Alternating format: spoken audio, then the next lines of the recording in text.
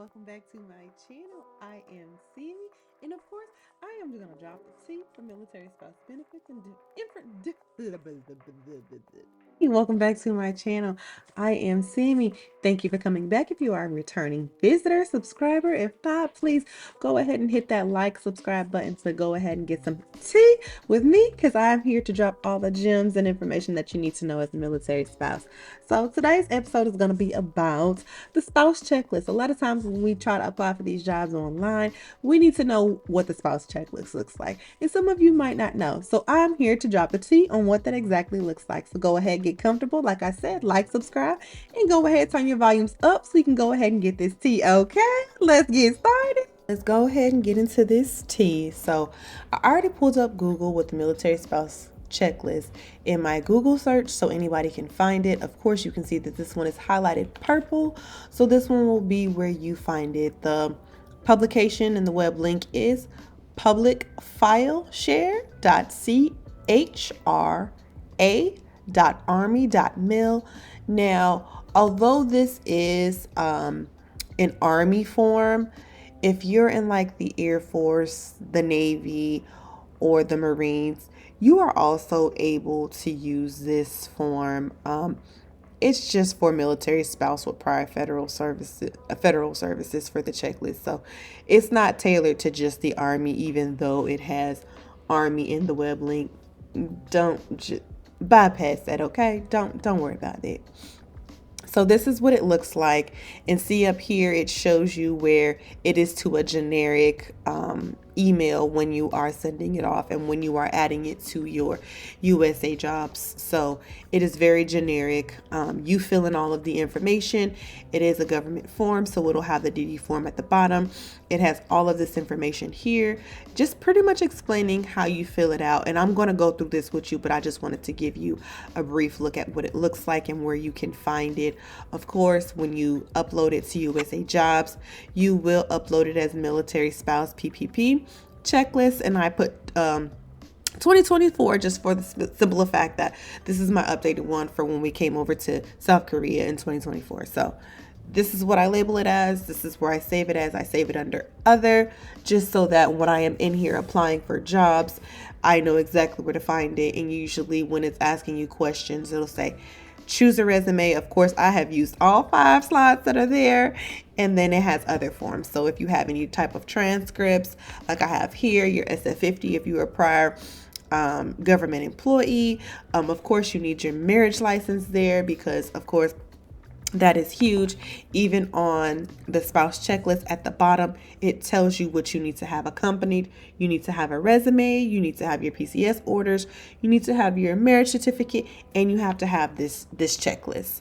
So it shows you there, like, hey, these are the things you need to have. And then it says if you have federal service, then you just need to have the documentation showing. So you have to have your resume, your PCS orders, your marriage certificate, your SF50 documentation, pretty much showing your performance rating, which is also on your SF50. And then of course this spouse checklist. So I have all of the things. I have my marriage certificate, I have my spouse checklist, I have my orders, I have my SF50 showing, hey, I was in the, prior government employee. This is my rating here. I have my transcripts because I have a bachelor's degree, and then I have orders bringing us to Korea, because you cannot get a job in Korea without having orders that bring you here showing that you were command sponsored, because they like to give the spouses over here in Korea an opportunity to get a job. So a lot of times, sometimes spouses come over unaccompanied because they enjoy just coming for the smaller periods of time, because maybe they don't want to give up what they have back in the States, so they choose to come for a smaller time. Whatever the case may be, these are orders proving like, hey, I am here for 2 years. These are the orders saying I am supposed to be in Korea. This does help you in the long run when you are applying for jobs in Korea. But hey, we are not here to talk about why I'm in Korea or what's going on. We are here to talk about this checklist. So let's go ahead and get the tea, okay? So here's mine.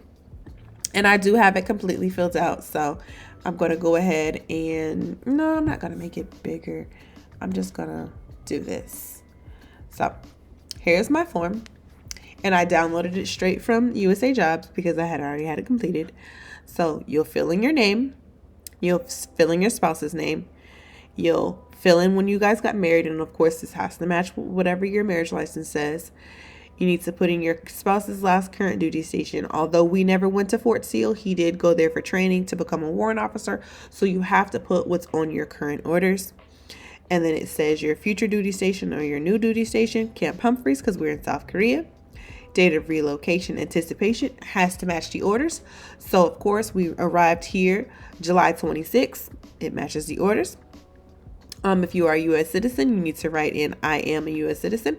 And it does give you these little breakaways where it says I am and I am not. So if you are not a U.S. citizen and you're a green card holder, you need to write that in. And it says here, it says, yes, my sponsor is. No, my sponsor is not. I wrote, yes, my sponsor is an active duty service member of the United States Armed Forces, including U.S. Coast Guard, full-time National Guard, or reserves. And my sponsor has been serving on active duty for more than 180 consecutive days. Because a lot of times when people are just fresh into the military, they have not done 180 days.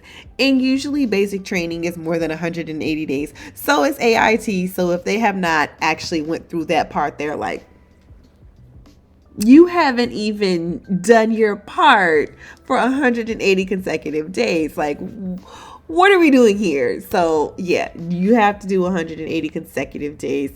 My sponsor's permanent change of station. PC orders are not in conjunction with retirement, because sometimes spouses try to get jobs right before their spouse is about to get out and they still want the preference, and they like to give preference to active duty spouses, not spouses that are about to retire, because there's a different rating for that when you're applying to USAJobs. There's ratings for everybody, but this is specifically for the military spouse of an active duty, you still got time to go spouse. Okay, so no, my husband is not about to retire. He's only at 10 years, so no, he's not about to retire. And then here it goes. Here's another one that says, I understand that I must create an account on login.gov, a USAJobs account, and apply to opportunity announcements in order to receive military spouse priority placement consideration. That's why we're here. We're here to get consideration. We're here to get spousal preference. This is a spouse checklist for spousal preference. So of course, you have to have a USAJob account. Otherwise, you don't really want a job with the U.S. government, because you're not on the government website and you haven't created an account. I understand that preference only applies to positions within the commuting area of my sponsor's current permanent duty station. Meaning, you got PCS orders to go to a duty station and you want a job. Simple as that. It's cut and dry. I understand that this only applies to the commuting area. Don't be trying to put your resume into a position that's in DC and you're stationed in JBLM like myself. They were like, hey, I see that you applied to a position in DC and we'd like to consider you. Do you have new orders bringing you to the area? And I'm like, no. They're like, unfortunately, you cannot use preference for this position. However, we will consider you because this is a public posting. So although there is 2 rings on the website, you also can apply to public postings. So let me show you exactly what I'm talking about. So let's move this over here. So some jobs on here you will see. So let's just hit search. And let's go. I have a lot going on up there. Don't worry about that. So hiring paths. So you'll see public and you'll see spouse. So some of them will have,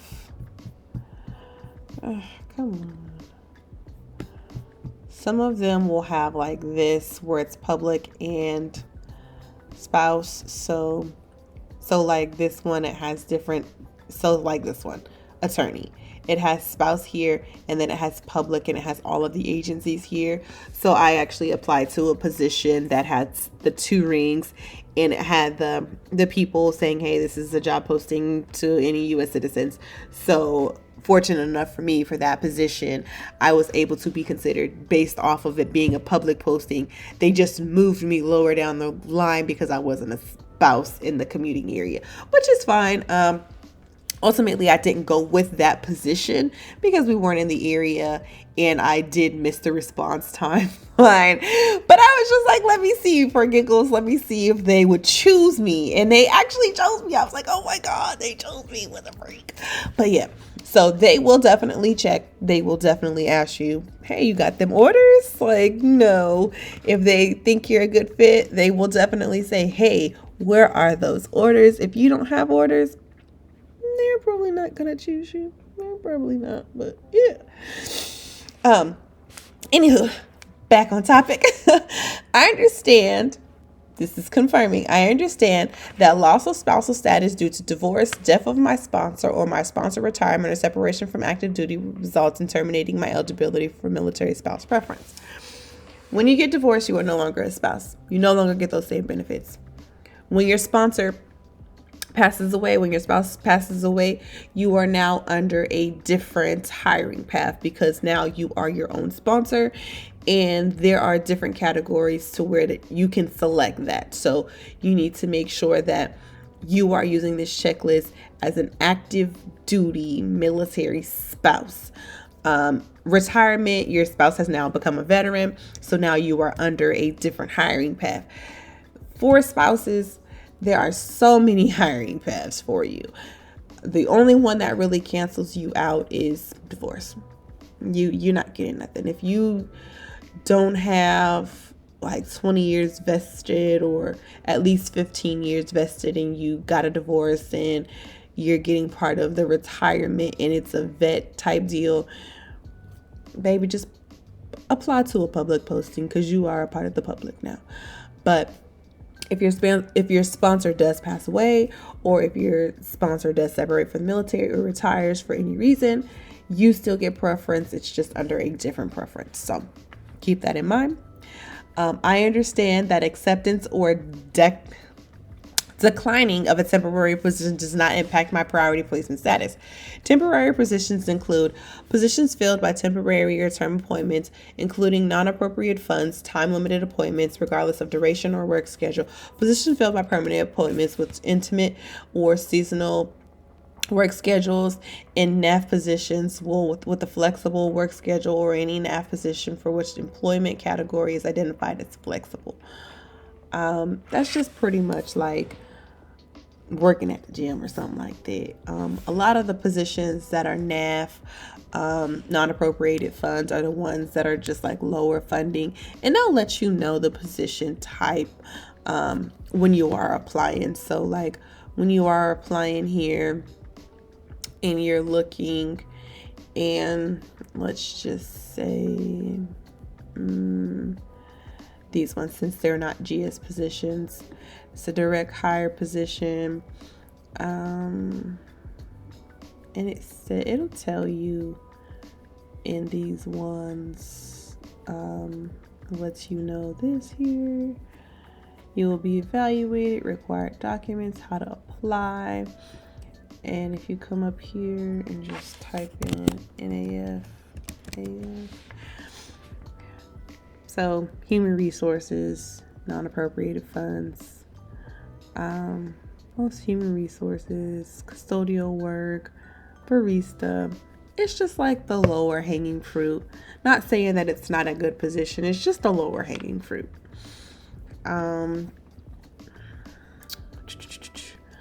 I understand I am only eligible for a preference for one job offer of a permanent position per PCS move. A permanent position is defined as an appropriated funds or NAF with federal agencies which have fixed time, full-time and part-time work schedules.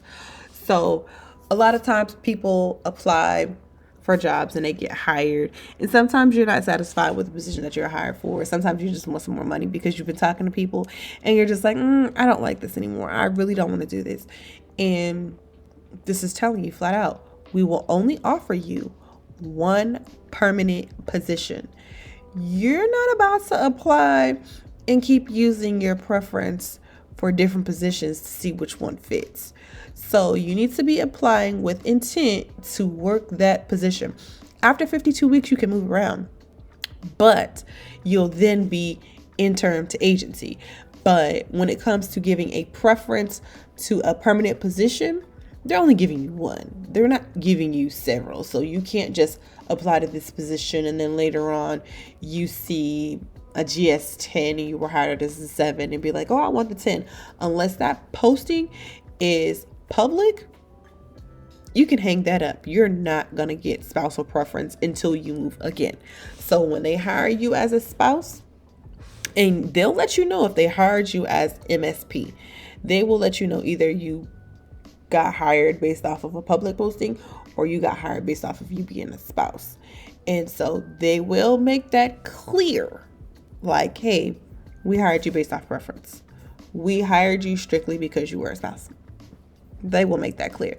They will ask you for orders. They will ask you for different additional information to confirm that you are an active duty spouse, and they will hire you under preference. They will have that. Yep. They don't shy away from that because they want to make it fair.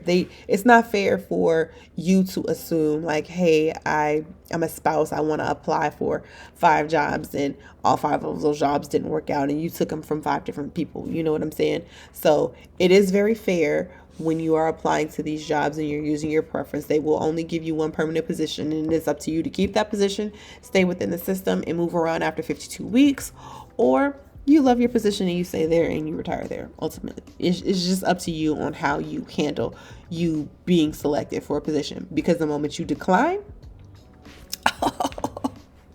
it's over for you. And that's the next one. I understand that accepting or declining a permanent position will result in terminating my eligibility for military spouse preference at my current location. Simple as that. If they offer you a position under spouse preference and you accept it, you no longer have preference. If you decline it, you no longer have preference because they gave you an opportunity to get a job and you declined. You said, hey, I don't want that job. You applied for it. Remember, you need to apply with intention. If you're not applying with intention and you're not applying with hopes to actually get a job, work that job, don't apply. It's just that simple. Do not apply. Why are you applying to positions just to apply, just to see what sticks? This is not the throwing things at the wall to see if it sticks. We are not doing that. No. As a spouse, we know that it's hard to get a job, but at the same time, we're not just about to just take any job just because it says, oh, hey, we're hiring spouse. No, baby. No, baby. Do not do that to yourself. Because then you're going to be miserable. You're going to be unhappy. You're going to be miserable. And now you're going to be upset. Oh, I should have waited. I should have did this. You should have never applied for the job in the first place. It's just that simple. You should have never applied if you knew that you didn't actually want to do that position. That's why when you're going on USAJobs and you're looking at these jobs, you need to apply to things that you actually want to do, that you actually can do. With USAJobs and in positions on here, they will train you. Just like any other job, they will train you. But don't go on USAJobs just saying, oh, I want to apply for that. Oh, I want to apply for that. Oh, I want to apply for that. Do not listen to these spouse groups where they be like, oh, just apply to everything. Don't. Because if you're not actually willing to work that position, if you're not actually really wanting that position, do not apply to everything for the sake of having a job. No, that's just like equivalent to, oh, I'm going to apply at McDonald's. I'm going to apply at Burger King. Oh, I'm going to apply at Wendy's. Oh, I'm going to apply at Subway. And you don't even want to work there, but you just want to see if you can get hired. Like, do that make sense to you? It don't make sense to me. So, I mean, if you wouldn't do it with a civilian job, don't do it with a government job. It's a waste of your time and theirs because they receive applications on a constant basis from spouses, from other government employees, from people that are trying to get into the government agency. Don't waste nobody's time. Don't waste your time applying for these positions because it does take at least 10 to 15 minutes to apply for these positions because you're answering questions because the questions don't stay there. And you have to attach all these documents. So it does take 10 to 15 minutes after you get everything in the system. But don't waste nobody's time. Like, don't waste yours or theirs. Just don't apply. Okay? And then here, I have not accepted or declined a permanent position in the federal service in the commuting area of my sponsor's new permanent duty station, including an NAF position, whether or not military spouse was applied. So they're just checking. They're just like, hey, you wasn't offered a position recently? Like, we didn't just offer you a position? Like, even if you didn't use spousal preference, they want to know, like, hey, if you were offered a permanent government position, why wouldn't you have taken it if you were offered a permanent government position? They want to know, are you going to waste their time? Are you going to waste their time? They do not want you to waste their time.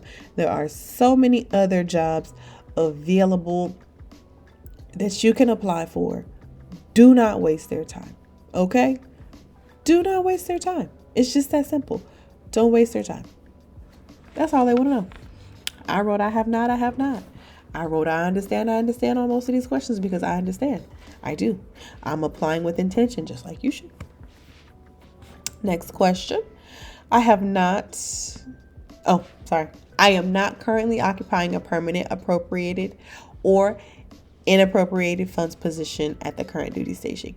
Meaning you didn't get hired and you're not a part of the government right now. You're not trying to use spousal preference. I mean, you can. There's no rule against it. So you could very well be within the government system and got married and was just like, yeah, okay, let me see if I want to use my. So when you say I am, they're just going to ask you additional questions because sometimes, positions are available to spouses that aren't available to the public, and public positions are available to the public. And no matter what, if you're a spouse, you get public and you get a spouse. So it doesn't matter. Last question is not applicable to me. On a remote work agreement with my current federal that allows me to continue working on a permanent basis after relocating to my military spouse's current duty station. No, I'm not. We're in South Korea. It's very few far and in between where they actually allow you to work remote over here in Korea. So yeah, no, that doesn't apply. Have you already relocated with your sponsor to the new station? This question should and always be yes. And you want to know why? Because these are the other options. No, but we are relocating at the same time and I am applying up to 30 days. They will not consider you. They will not consider you. If it is not within that 30-day window and you're like about to be there, they will not consider you. They will not. The last one says, no, I have not. My sponsor has relocated and I will relocate on, and you have to give a date. I wrote yes, because we arrived here at the same time. He did not arrive here alone. We do not arrive to duty stations alone. We arrive together. And most of the time when they're trying to offer a spouse a position, they want to make sure that that spouse has already arrived because, as y'all know, in the big bad military, at the drop of a dime, things can change. Orders can change. You can think that for the next 5 months that you're going to 29 Palms, California. And you're like, yeah, I'm going. California, here we come. California, here we come. In 60 days out, they say, oh no, we need you in Fort Bragg, North Carolina. And you're like, what? I thought we were going to California. Sorry, we need you here. So 30 days. And did you relocate with them? Because they know, like we know, the military is never until you actually report, sign in, and you arrive on location. Them orders can change. So make sure this question is yes. If it is not yes, don't be applying to a military spouse position. It's just that simple. I'm going to keep it honest with you. You hear more no's than you should. And I know it sounds unrealistic. It's not logical. We are planners. We want to plan these things out. Everything is already hard for us as is. But I'm telling you right now, they do not care. They do not care. If you have not arrived, if you are not on the way, en route to the locate, they don't want to hear nothing. They don't want to. One thing about being a spouse You cannot properly prepare. The only thing that you can properly prepare for is the kids. That's it. Outside of properly preparing the kids and getting yourself ready, when it comes to work, until you arrive, unless you're applying for a civilian position. When you're applying for a civilian position, you can apply ahead of time. You can let them know when you're arriving. You can let them know your projected date. You can do all of those things. But when it comes to applying for the government, nope, hang it up. Hang it up. Last question. I have not had on-the-job performance conduct problems within the last 12 months. If so, provide detail. Oh, because they're going to check them references. They're going to check them references. Do not be showing up late. Do not be having issues going on. They're going to check them. And if you got issues, nope. No job for you. People think that they don't check references. They do. They do. My friends tell me all the time, and previous coworkers, I just did a survey for you for a job. Or I've done surveys for friends for jobs, like as references. They check them. Don't be listening to the internet and get yourself in a bundle where you're like, oh, they won't check. And they do. They do. They check. They check. So make sure you on your P's and Q's, honey. This is certifying that I, Samantha Hamilton, certify that I have read and understand the information contained in this self-certification checklist and my responses are accurate and truthful. Again, they check. I kind of went over this in the beginning. It's just the documents that you need to attach. Make sure you attach these documents. If you don't attach these documents, they will not consider you. They will not consider you. So hopefully this was helpful to you. And stay tuned for my next video.